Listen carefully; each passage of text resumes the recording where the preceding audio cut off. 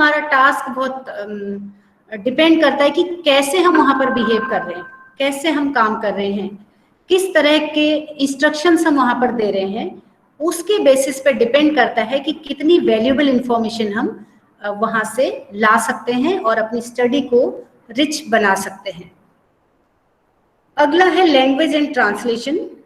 It is also very important part of cross cultural research because in India itself we have so many languages, and when in this region, in India or in Indian subcontinent, if we are studying some variable in Bengal, in Punjab, in Gujarat, in Maharashtra, then the language we are going to use should be same, or the meaning should be same. It should be understandable to the people in which it is being used. हमने एक भाषा में अपना tool develop किया और उसी को लेके हम महाराष्ट्र में भी चले गए, पंजाब में भी चले गए, गुजरात में भी चले गए, लेकिन वहाँ के लोग उसे समझ नहीं पाए, तो फिर हमारा जो डेटा कलेक्शन है वो प्रॉपर नहीं हो पाएगा। इसलिए इसके लिए तरीका है कि ट्रांसलेशन करना है। ट्रांसलेशन के कई तरीके हैं, वो इसकी डिटेल में मैं नहीं जाना चाहूंगी, लेकिन मेन बात ये है कि जो भी टूल हमने डेवलप किया है उसकी लैंग्वेज अंडरस्टैंडेबल होनी चाहिए उस टारगेट ग्रुप के लिए, और अगर वो अंडरस्टैंडेबल नहीं है तो it should be translated into the language of the target group in which we are going.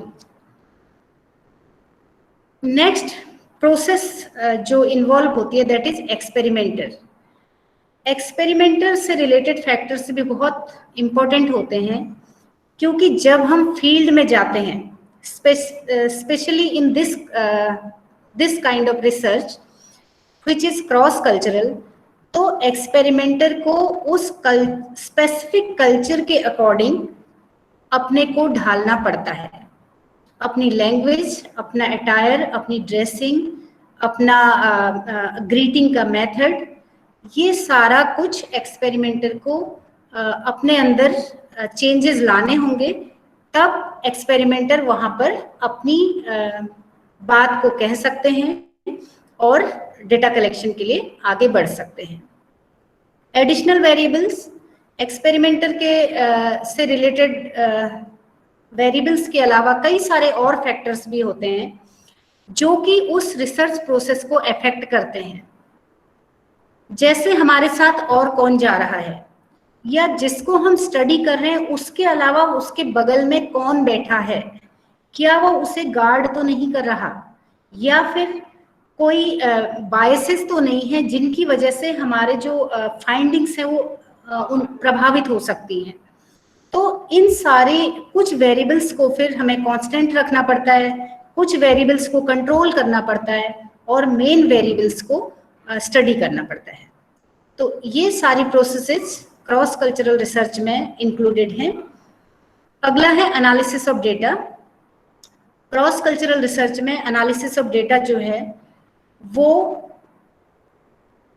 वो भी इतना इस तरीके का होना चाहिए कि वो उसका रिजल्ट सही निकले। उसके लिए अगर हम क्वालिटेटिव मेथडोलॉजी अप्लाई करते हैं तो डिस्कोर्स एनालिसिस है, कॉन्टेक्चुअलाइज्ड डेटा है, कंटेंट एनालिसिस है, जिसमें कि जो हमने एनालिसिस किया है फाइंडिंग्स का वो हम अपने रिसर्च सब्जेक्ट्स के साथ शेयर करेंगे और तब उनसे पूछेंगे कि क्या ये वही बात है जो आप कहना चाहते थे या कुछ और तो नहीं हो गया, हमारे एनालिसिस में कोई फॉल्ट तो नहीं रह गया। तो analysis of data is very important because this is the point when the knowledge is coming from the community and getting disseminated to the academicians. So this is the bridge which decides what is the how the knowledge is going to be disseminated in the academic world. अगली process है tentative conclusions. Conclusions जो भी हमने अभी तक study की है उसके टेंटेटिव कंक्लूजन्स को प्रेजेंट करें और उनको शेयर करें उस कम्युनिटी के साथ, ताकि ऐसा ना हो जब हमारी स्टडी बाहर आए तो वो कम्युनिटी ऑब्जेक्शन करे कि हमने ये नहीं कहा था, हमारा कहने का ये मतलब नहीं था। तो ये जो कंक्लूजन्स है, tentative conclusions, they are not the final conclusions, it should be shared with the community members, the intellectuals who represent the power positions in that community and who have the knowledge of that culture. And next step is plan next study. जब हमारे conclusions आ जाते हैं तो उसके basis पे हम अगली study plan कर सकते हैं। उन फाइंडिंग्स के बेसिस पे, उन जो इनसाइट्स हमें मिलती हैं क्रॉस कल्चरल स्टडी के बाद, उससे फिर हमें नई स्टडी को करने के लिए रास्ता मिलता है। उसके गैप्स या फिर उसके जो लेक्यूना जो हमें फेस करने पड़ते हैं, वो फिर एक नई रिसर्च को के लिए हमारे लिए रास्ता बनाते हैं। तो it is a circular process which goes on once the previous study is complete. It paves way for another new study which will be richer and more insightful than the previous one. Now let us discuss types of cross cultural research. Cross cultural research जो है वो कई प्रकार की होती है, जिनमें से पहला है regional comparative cross cultural research. ये जो रिसर्च है वो एक रीजन में अलग अलग सोसाइटीज का कंपैरिजन करती है। जैसे कि अभी मैंने बात की थी इंडिया की, अगर हम नॉर्दर्न रीजन की बात करें तो यहाँ के कल्चर की similarity, if we compare one society with another society living within the same region, their food habits, their customs, their rituals, their religious beliefs, their way of life. So this becomes a regional comparative cross-cultural research.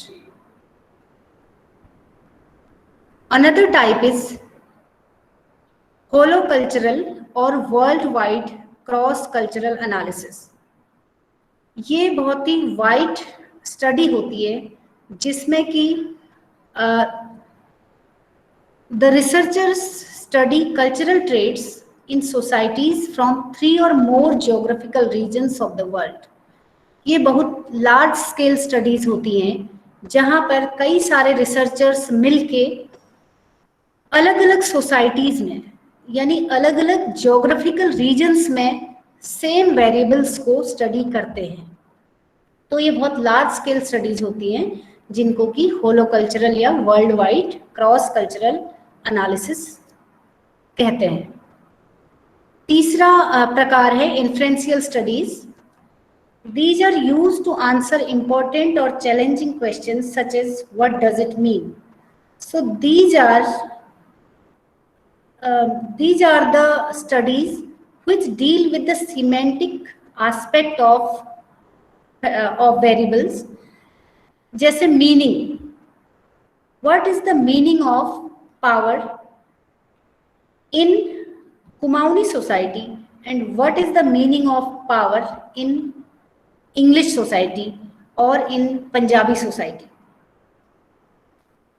अब ये जो meaning है ये inferential study के अंदर आती है, क्योंकि यहाँ पर एक बिल्कुल डिफरेंट उनका जो सेल्फ है, उनकी जो पर्सनालिटी है, वो सब कुछ रिफ्लेक्ट होता है, जो कि लोगों के कॉग्निटिव स्कीमा का एक इमेज होता है। हर जगह हर कल्चर में एक ही कॉन्सेप्ट की अलग अलग मीनिंग हो सकती है। जैसे मैंने एक स्टडी की थी सेल्फ एस्टीम पे, तो वो जो स्टडी थी उसमें हमने सेल्फ एस्टीम को कैसे कंसेप्चुअलाइज किया गया है अभी तक ये देखा था।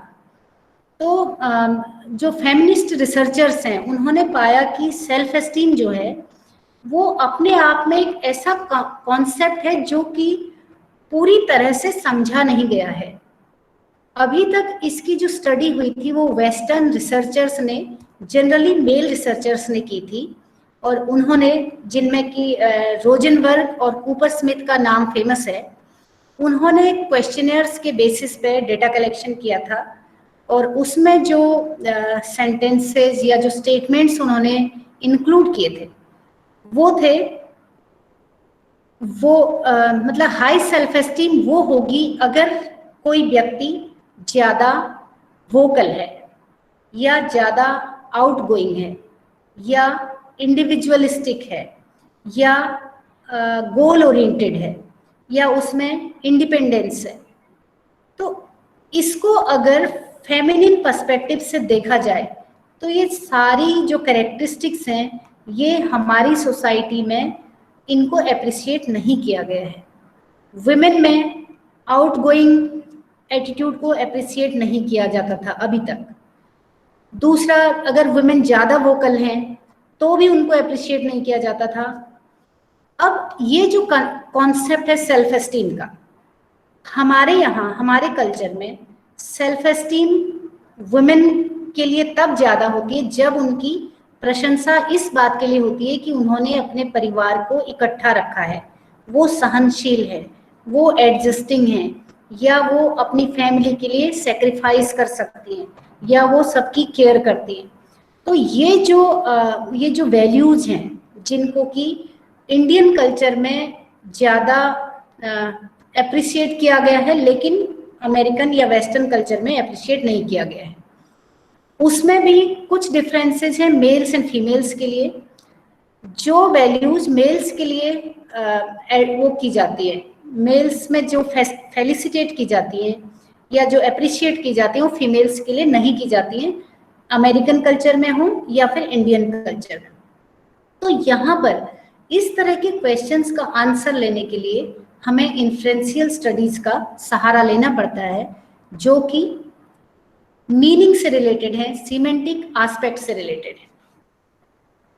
Fourth type is the emic versus etic models of research. Amic models view behavior as culture-specific phenomenon which must be understood in the context of a particular culture.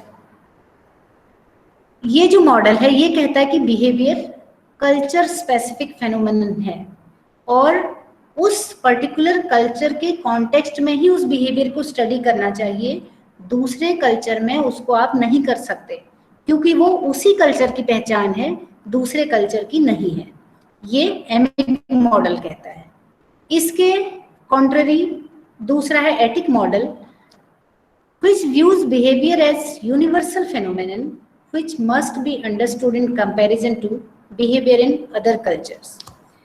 ये एटिक मॉडल कहता है कि जो बिहेवियर है वो universal phenomenon है और उसको across cultures, in other cultures भी कंपैरिजन किया जा सकता है और समझा जा सकता है।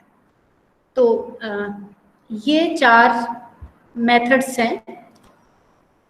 अब है methods of observation in cross cultural research.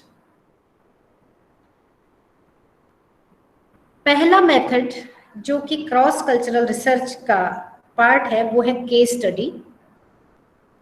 Case study आप जानते होंगे, it is a carefully drawn biography obtained through interviews, questionnaires and psychological tests. Case study में यहाँ पर कल्चरल कॉन्टेक्स्ट में देखा जाए तो कोई व्यक्ति, कोई घटना,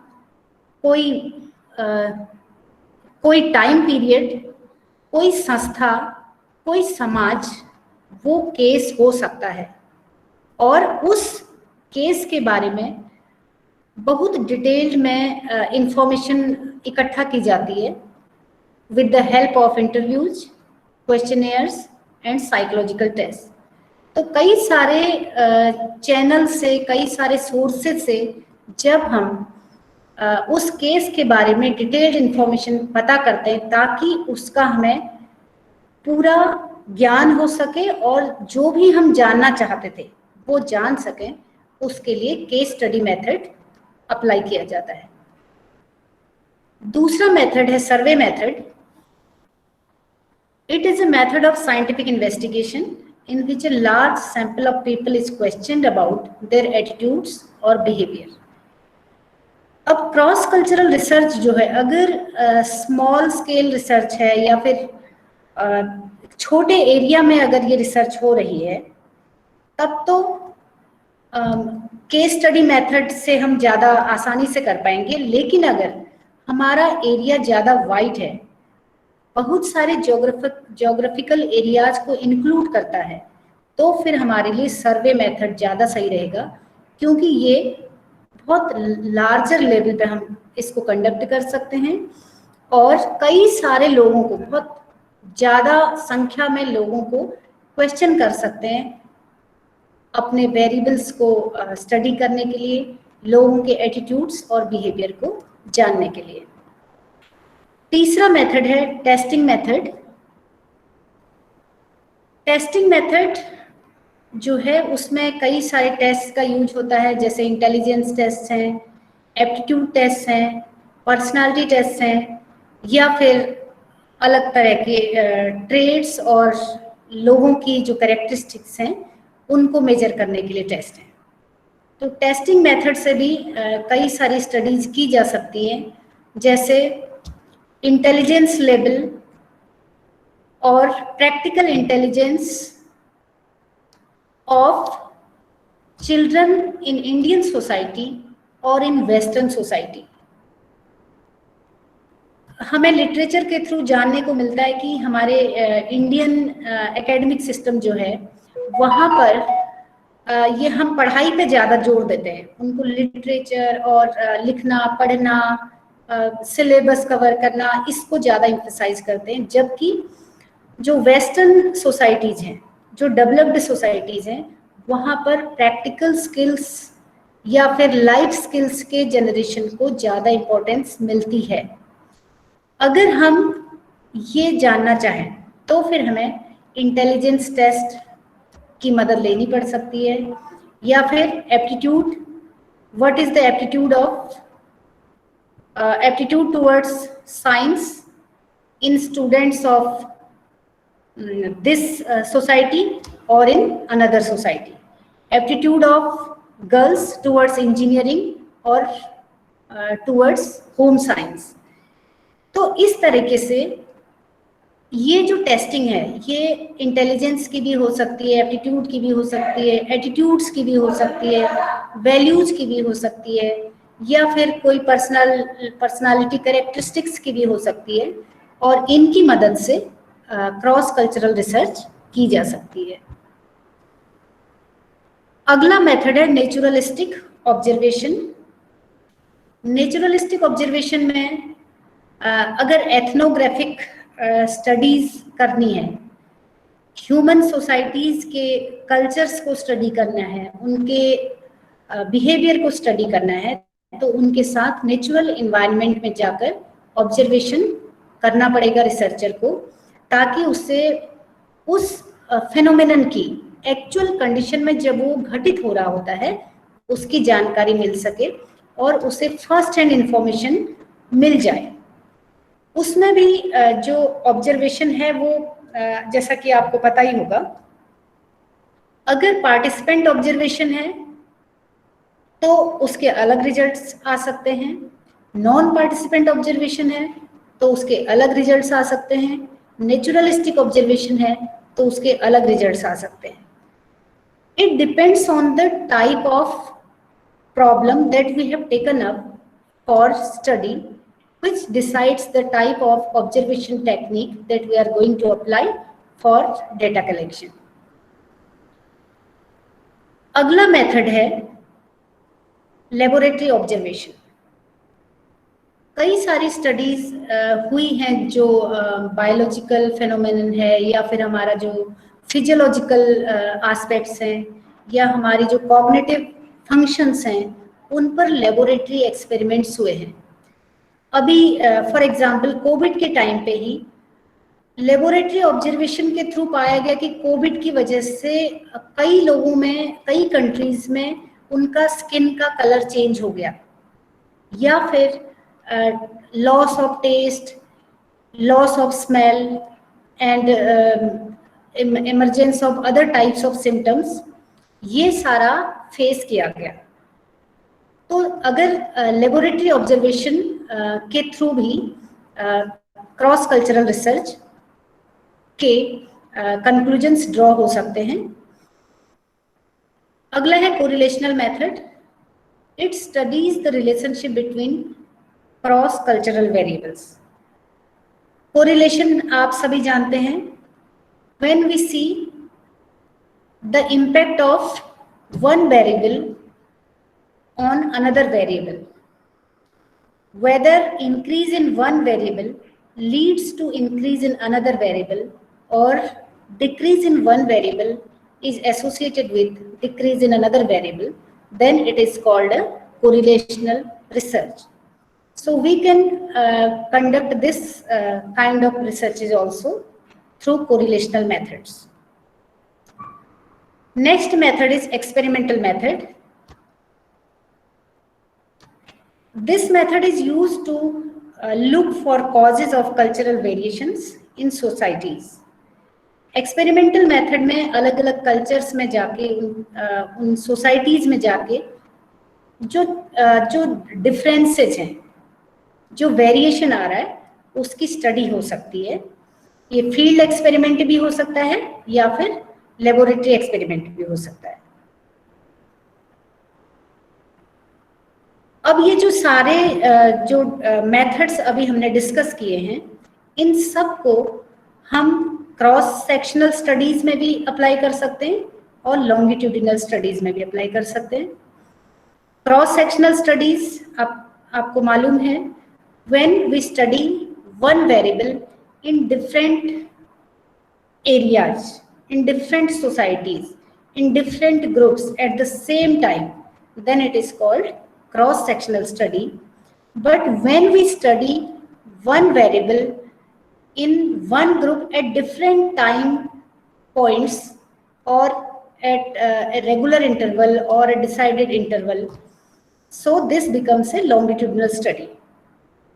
अगर हम देखना चाहें कि बच्चों का linguistic development या फिर उनमें creativity, कितनी क्रिएटिविटी होती है 1 साल के बच्चे में, 2 साल के बच्चे में या फिर 3 साल के बच्चे में, तो उसे हमें 1 साल, 2 साल और 3 साल के पॉइंट्स पे स्टडी करनी होगी, तब हमें पता चलेगा कि ये क्रिएटिविटी का लेवल इस सोसाइटी में इस एजेस के लेवल पे वेरी करता है। तो ये थे अलग अलग मेथड्स जो कि क्रॉस कल्चरल रिसर्च में अप्लाई किए जा सकते हैं। अगला पॉइंट जो मैं डिस्कस करने जा रही हूँ आपके साथ, वो है features of cross cultural research. Essential features of cross cultural research are questions. Question जो है वो पहली नेसेसिटी है जो कि हमें बताती है कि हमें करना क्या है। क्वेश्चंस भी कई तरह के फ्रेम हो सकते हैं, डिस्क्रिप्टिव, कॉजल, consequence और non directional relational. Descriptive questions वो होते हैं जो कि ओपन एंडेड हो सकते हैं, जैसे what do you know about God, या what is your conceptualisation of religion.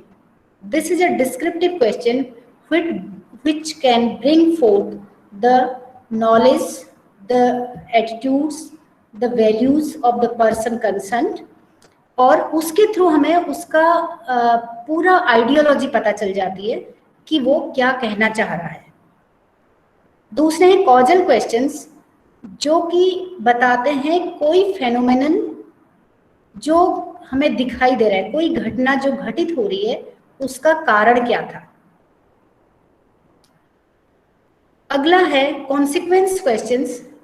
इस तरह के क्वेश्चंस में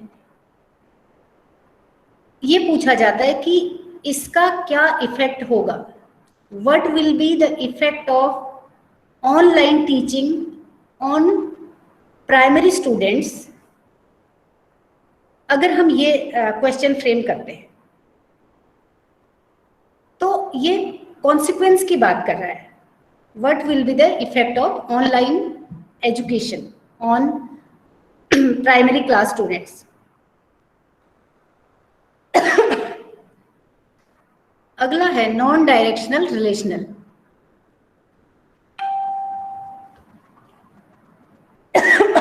सॉरी, नॉन डायरेक्शनल रिलेशनल जो क्वेश्चंस हैं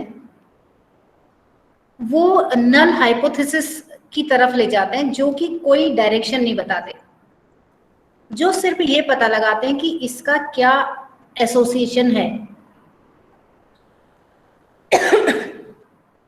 अगर हम ये जानना चाहें, how is regular practice associated with academic achievement. अब यहां पर हम डायरेक्शन की बात ही नहीं कर रहे, पॉजिटिव और निगेटिव डायरेक्शन की बात नहीं कर रहे, सिर्फ एक एसोसिएशन को जानना चाह रहे हैं कि रेगुलर प्रैक्टिस का अचीवमेंट पे क्या असर होगा।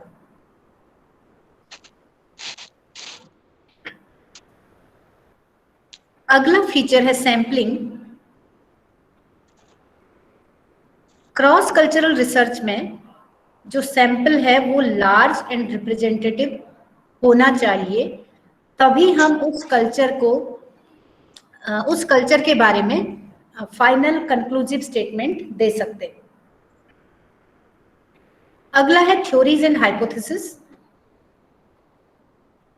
किसी भी कल्चरल कंस्ट्रक्ट को एक्सप्लोर करने के लिए, एक्सप्लेन करने के लिए उसके पीछे जो आइडियाज हैं, जो थ्योरी है, वो भी जानना जरूरी है, इसलिए ये भी एक इसेंशियल फीचर है। फिर है ऑपरेशनल डेफिनेशन। ये है precise definition of the terms और फिनोमेना बीइंग मेजर्ड।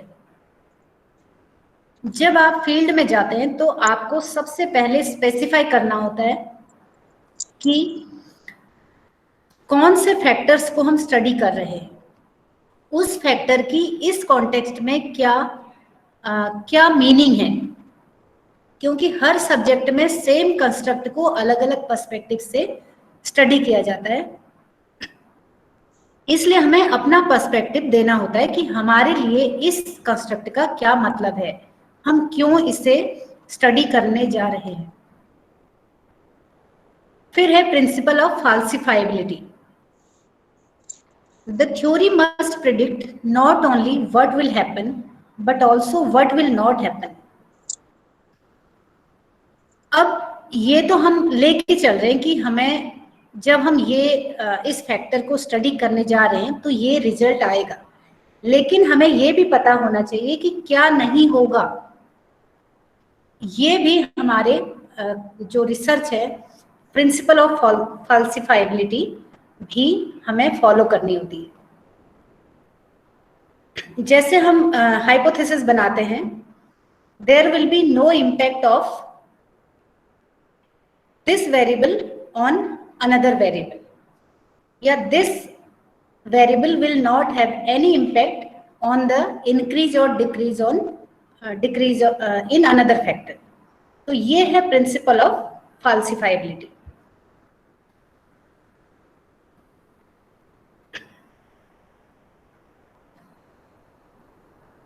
अब है बहुत इंपॉर्टेंट पार्ट अब हमारा आ रहा है, वो है ethical issues in cross cultural research. जब हम किसी कल्चर में जाते हैं स्टडी करने के लिए, तो उस कल्चर के अंदर उसका पार्ट बन के हमें कोई वेरिएबल को स्टडी करना होता है। और जैसा कि पहले हम जान चुके हैं कि ये वाली जो स्टडी है, इसमें सेकेंडरी डेटा का यूज नहीं होता, प्राइमरी डेटा ही यूज होता है।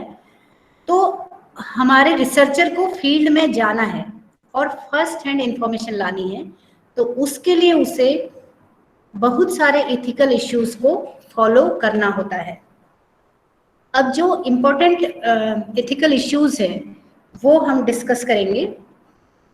पहला है वैल्यूज एंड वर्ल्ड व्यूज। ये एक मुद्दा रहा है माइनॉरिटी सोसाइटीज में, जहां पर उन्हें लगता है कि हमारे ऊपर डोमिनेंट कल्चर वाली रिसर्चर ने या डोमिनेंट कल्चर वाले जो लोग हैं उन्होंने अपनी वैल्यूज इम्पोज कर दी है, या हमारी स्टडी करके एक्सप्लेन उनको अपने वर्ल्ड व्यू के अकॉर्डिंग किया है। तो ये एक इम्पॉर्टेंट इथिकल इशू है जहां पर रिसर्चर को ध्यान रखना होता है कि जिस कल्चर की हम स्टडी करने जा रहे हैं उसकी वैल्यूज को हम डाइल्यूट ना करें, उसके वर्ल्ड व्यूज को हम समाज के सामने ला सकें। ऐसा नहीं कि हमने कहा, सपोज हम बंजारा की स्टडी कर रहे हैं और हमने कहा कि अच्छा ये लोग तो एक जगह से दूसरी जगह जाते हैं और ये लोग, इनकी फूड हैबिट्स ये हैं, और जो भी है हमें मतलब उनकी वैल्यूज को समझे बिना हमने अपने व्यू से अगर उसको एक्सप्लेन किया तो यहाँ पर बहुत बड़ी इथिकल प्रॉब्लम आ सकती है, जिसमें कि जो उनकी कल्चरल आइडेंटिटी सामने आनी चाहिए थी, जो उनका पर्सपेक्टिव सामने आना चाहिए था, वो नहीं आ पाएगा। और ये एक इथिकल प्रॉब्लम होगी रिसर्चर के लिए भी और सोसाइटी के लिए भी, जिसके सामने वो नॉलेज आ रही है, क्योंकि वो जो नॉलेज आएगी बिना उनकी वैल्यूज और उनके पर्सपेक्टिव्स को समझे हुए वो नॉलेज अधूरी होगी। अगला इथिकल इशू है डेफिनिशंस। डेफिनिशंस का मतलब है how something is defined in the society where we are going to study a particular construct. हम लोग as a researcher literature review करके जाते हैं, जो लिटरेचर हमारे पास अवेलेबल होता है उसके बेसिस पर हमने कुछ क्वेश्चंस फ्रेम कर लिए, कुछ हाइपोथेसिस बना ली और हम फील्ड में क्वेश्चनियर या अपना टूल लेके चले गए। लेकिन क्या ये डेफिनेशन उस सोसाइटी के लोगों के लिए भी वही है जो हम सोच रहे थे? यहाँ पर वैलिडिटी की प्रॉब्लम भी आती है। वैलिडिटी जैसा कि आप जानते हैं, it is the extent to which the tool measures what it intends to measure. यानी जो हमारा टूल है क्या वो उसी एस्पेक्ट को मेजर कर रहा है जिसके लिए बनाया गया था, या फिर हमने कुछ अपनी ही डेफिनेशंस या अपने ही आइडियाज को उसमें डाल के उस कल्चर में हम स्टडी करने चले जाते हैं। तो ये एक बहुत बड़ा इथिकल इशू है जहां पर हमें बेसिक कॉन्सेप्ट्स को उस पर्टिकुलर कल्चरल कॉन्टेक्स्ट में जाकर समझने की जरूरत है।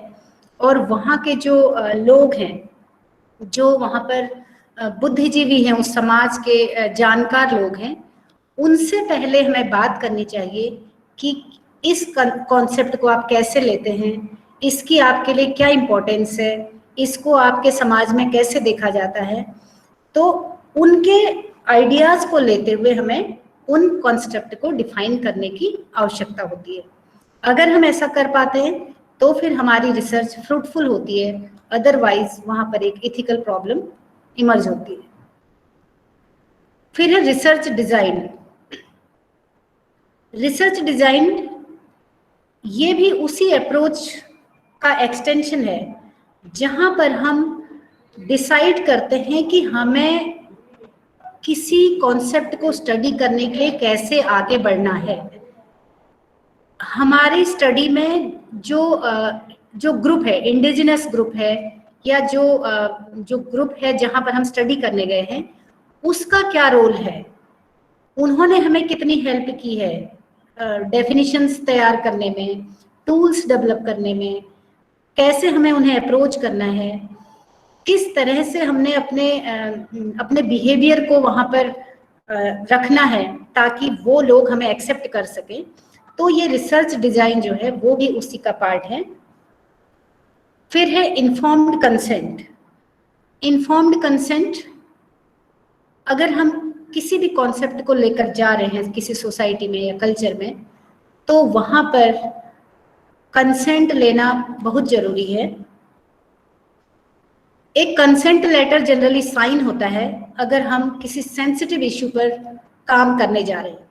सपोज हम जानना चाह रहे हैं कि जो एड्स पेशेंट्स हैं उनमें उनकी साइकोलॉजिकल प्रॉब्लम्स, क्योंकि एड्स जो है वो एक फिजियोलॉजिकल प्रॉब्लम है जो हमारी इम्यूनिटी को कम कर रहा है, लेकिन उसके साथ साथ जो स्टिग्मा जुड़ा हुआ है, जो उसकी इम्यूनिटी को कम करके उसको और वल्नरेबल बना रहा है, सोसाइटी में उसकी इमेज को ब्लर कर रहा है, तो उसके बारे में वो शेयर करेगा अपनी इंफॉर्मेशन, तो क्या वो रिटर्न कंसेंट दे रहा है? अगर उसने कंसेंट नहीं दी है तो फिर हमारे पास कोई राइट नहीं है कि उसको और आगे हम कुछ सवाल पूछें उससे। ऐसे ही कई सारे सेंसिटिव इश्यूज होते हैं, या फिर सेंसिटिव ना भी हों तो भी हमें कंसेंट लेनी पड़ती है उस सोसाइटी में जाकर, उस संस्था में जाकर, उस ग्रुप में जाकर, उस इंस्टीट्यूशन में जाकर, कि हम इस टॉपिक पे स्टडी करना चाह रहे हैं और आप हमारे साथ अपनी नॉलेज या अपने एक्सपीरियंसेस शेयर करेंगे। फिर है entry into the field. Entry into the field ये कंसेंट के बाद आता है। जब हमें फील्ड में जाना होता है तो जब हमें फील्ड में जाना होता है, जो गेट कीपर्स हैं वो हमें अलाउ कर रहे हैं या नहीं कर रहे हैं। सपोज किसी कॉलेज में कोई स्टडी करनी है तो क्या हमें एंट्री मिलेगी उस कॉलेज में लोगों से मिलने की? अगर रिसर्चर कहता है मैं घर पे अपनी वो कर दूंगा, आपका फॉर्म भर दूंगा या आपका क्वेश्चनर फिल कर दूंगा, तब तो ठीक है। लेकिन अधिकतर हमारे पार्टिसिपेंट्स कॉलेज में अगर हैं तो फिर हमें अपने कॉलेज के हेड से परमिशन लेना जरूरी होगा, ताकि हम निर्बाध रूप से सारे पार्टिसिपेंट्स को उसमें शामिल कर सकें और उनसे डेटा कलेक्ट कर सकें। तो फील्ड में एंट्री करने के लिए जो उसके हेड्स हैं, चाहे वो हमारा जो यूनिट ऑफ स्टडी है, चाहे वो संस्था है, चाहे वो गांव है, चाहे वो शहर है, या फिर कोई प्राइवेट इंस्टीट्यूट है, हॉस्पिटल है, कॉलेज है, जो भी है, वहां पर एंट्री के लिए हमें उनके हेड्स या गेट कीपर्स की परमिशन चाहिए, तभी हम पर्टिकुलर पार्टिसिपेंट के पास जा पाएंगे। फिर है कॉन्फिडेंशियलिटी। कॉन्फिडेंशियलिटी आप सभी लोग जानते हैं, जब हम टेस्ट एडमिनिस्टर करते हैं, कोई भी टेस्ट एडमिनिस्टर करते हैं, तो वहां पर हम इंस्ट्रक्शंस देते हैं जब अपने प्रयोग जी को, तो उसको बताते हैं कि हम आपकी सूचना को किसी के साथ शेयर नहीं करेंगे। आप अपना नाम लिख भी सकते हैं और नहीं भी लिख सकते हैं, और अगर आप लिखते हैं तो भी हम इस सूचना को कॉन्फिडेंशियल रखेंगे, किसी के साथ शेयर नहीं करेंगे। उससे क्या होता है कि जो रेस्पॉन्स होता है वो अनबायस्ड एंड फेयर होता है, और फिर वो जो पार्टिसिपेंट है वो हेजिटेट नहीं करता है, क्योंकि उसको पता है मेरी जो पर्सनल डिटेल्स हैं वो पब्लिक में नहीं आएंगी। अगला इशू है अप्रोचेस टू डेटा कलेक्शन। हमारी जो डेटा कलेक्शन की टेक्निक्स हैं वो कौन सी हैं? अगर हम इंटरव्यू मेथड अप्लाई करते हैं तो क्या ये हमारे किसी एथिक्स को वायलेट तो नहीं कर रहा, या फिर किसी सेंसिटिव इशू पे बात करनी है और हमने उससे क्वेश्चनर लेके चले गए, या सर्वे टेक्निक से हमने कहा कि कितने लोग ये करते हैं, हाथ खड़ा कीजिए, या कितने लोग ऐसा करते हैं। अब ये जो तरीका है वो उसकी प्राइवेट आइडेंटिटी को एक्सपोज करता है। इसलिए अगर हमारा जो डेटा है, हमारा जो टॉपिक है, अगर वो सेंसिटिव है तो उसके लिए हमारा डेटा कलेक्शन का तरीका भी उसी तरीके से बदल जाएगा। अगर उसमें 1-to-1 कन्वर्सेशन की जरूरत है तो फिर इंटरव्यू मेथड अप्लाई करना होगा। अगर सेंसिटिव इंफॉर्मेशन नहीं लेनी है तो फिर क्वेश्चनेयर या फिर सर्वे मेथड या फिर टेस्टिंग, ये सारा हम अप्लाई कर सकते हैं। अगला इशू है participant roles. Cross cultural research में जो जिस ग्रुप में हम गए हैं वहां पर पार्टिसिपेंट का रोल बहुत इंपॉर्टेंट होता है। उनको हम कितना रोल दे रहे हैं, क्या वो हमारी स्टडी में पार्टिसिपेट कर रहे हैं या फिर हम खुद ही कंक्लूजन्स ड्रॉ कर ले रहे हैं, ये बहुत इंपॉर्टेंट है। तो अगर हम उस पर्टिकुलर सोसाइटी के लोगों से बात करते हैं, प्रॉपर कम्युनिकेशन उनके साथ बनाए रखते हैं, उनसे सलाह मशविरा करते रहते हैं, तो फिर वो लोग हमारे साथ उस इशू पर अपनी नॉलेज शेयर करना चाहेंगे। लेकिन अगर हमने उनके पार्टिसिपेंट रोल को खत्म कर दिया तो हमारे पास जो हमारा मुख्य उद्देश्य था उस कल्चर के बारे में जानने का, उसकी स्टडी करने का, वो पूरी तरह से फुलफिल नहीं हो सकता। अगला इशू है ऑनरशिप ऑफ डेटा। ये बहुत इंपॉर्टेंट इशू है। जो स्टडी हमने की है उसका ऑनर कौन होगा? जैसा कि आप सभी जानते हैं, जो स्पॉन्सर्ड स्टडीज होती है, जैसे ICSSR ने हमें फेलोशिप दी और हमने कोई स्टडी की, तो उसकी ऑनरशिप ICSSR की ही होगी। या फिर अगर कोई एक्शन रिसर्च हम कर रहे हैं, एक्शन रिसर्च मतलब सपोज हम किसी पर्टिकुलर सोसाइटी की कोई प्रॉब्लम को लेके उसको जानने की कोशिश करते हैं। जैसे ये कोई डैम बनता है, वहां पर के जो मिसप्लेस्ड लोग हैं, मिसप्लेस्ड कम्युनिटीज हैं, उनकी हमने कोई स्टडी की और उस स्टडी का ऑनरशिप हमने खुद ले ली कि हमने ये पता लगाया, वो पता लगाया, और वहाँ के लोग, जो वहाँ के ग्राम प्रधान थे, वहाँ के जो हेड थे, म्यूनिसिपल हेड्स थे, जिनसे हमने इंफॉर्मेशन गैदर की थी, वहाँ के जो पार्टिसिपेंट्स थे, वहाँ के जो एकेडमिशियंस थे, जो वहाँ के इंटेलेक्चुअल्स थे, उनसे हमने डेटा लेने में हेल्प मांगी, उनसे हमने सारी एंट्री के लिए रिक्वेस्ट की, उनसे हमने हर तरह की हेल्प मांगी। लेकिन जब ऑनरशिप की बात आई तो हमने उनसे बात नहीं की। ये एक बहुत बड़ा इथिकल प्रॉब्लम हो सकती है। इसलिए ये भी जरूरी है कि ऑनरशिप सही से फॉलो की जाए। अगर किसी ने हमें स्पॉन्सर किया है तो फिर उसको हमें वो ऑनरशिप देनी होगी जो कि हमने स्टडी की है। लास्ट पॉइंट है writing, representation and dissemination of results. ये भी एक इथिकल इशू है जो बताता है कि हमने जो रिपोर्ट लिखी है वो कैसे लिखी है, हमारी रिपोर्ट की लैंग्वेज क्या है, हमने उसको किस तरह से प्रेजेंट किया है, वो जिस ग्रुप को टारगेट कर रहा था उसको रिप्रेजेंट करता है या नहीं करता है, और किस एस्पेक्ट को हम हाईलाइट करते हैं, कौन से एस्पेक्ट को हम हाइड कर देते हैं। ये सारी चीजें बहुत जरूरी हैं उस कल्चरल ग्रुप के बारे में नॉलेज को बाहर लाने में और डिसेमिनेट करने में।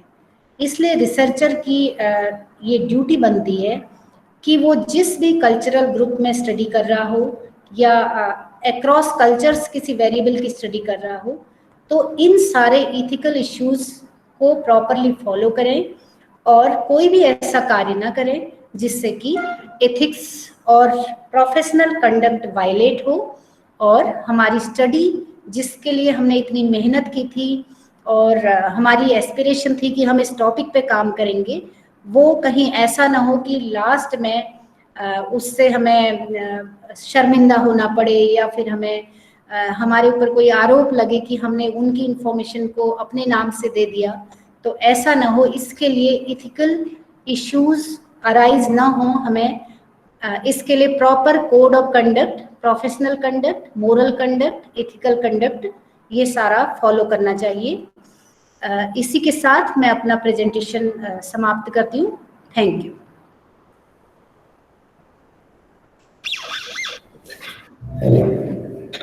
अगर किसी पार्टिसिपेंट को कोई क्वेश्चन पूछना हो इससे रिलेटेड तो वो पूछ सकते हैं। Hello ma'am, thank you. It was a very informational session. Ma'am मेरा क्वेश्चन है कि मैम ये क्रॉस सेक्शनल जो स्टडी होती है और क्रॉस कल्चरल रिसर्च, इन दोनों में कैसे डिफरेंस है? क्रॉस कल्चरल में ही क्रॉस सेक्शनल भी हो सकता है।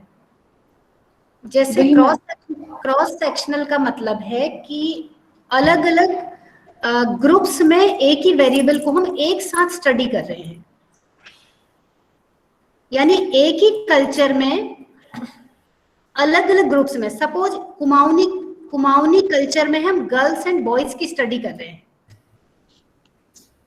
ठीक है, तो हमारे दो ग्रुप्स हो गए, गर्ल्स एंड बॉयज, ये क्रॉस सेक्शनल है। और कल्चर सेम है, कुमाऊनी कल्चर, तो अलग अलग कल्चर में भी अलग अलग वेरिएबल्स को स्टडी कर सकते हैं, सेम कल्चर में भी क्रॉस सेक्शनल स्टडी कर सकते हैं। जबकि लॉन्गिट्यूडिनल स्टडी जो है वो टाइम फ्रेम को लेके चलती है, वो अलग अलग टाइम पे की जाती है, जबकि क्रॉस सेक्शनल जो है वो एक ही टाइम पे अलग अलग ग्रुप्स पे एक साथ हो सकती है। Yes ma'am. मैम एक बार थोड़ा कंफ्यूजिंग हो गया फिर से कि क्रॉस सेक्शनल में एक ही कल्चर में